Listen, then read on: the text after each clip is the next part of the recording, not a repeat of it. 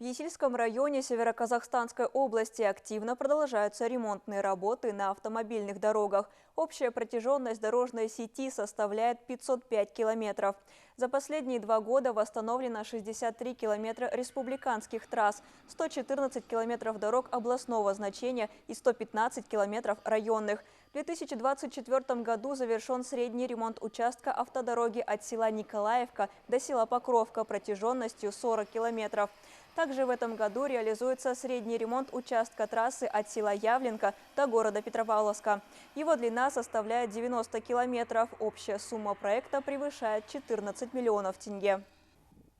У нас проводится работа от 0 до 7 километров. Это с обустройством моста с села Покровка до села Мальцево.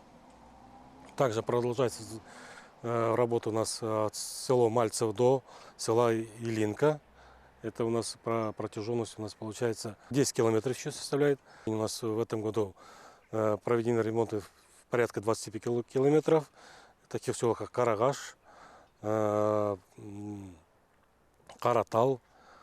Так, у нас еще Ясноко подъезд.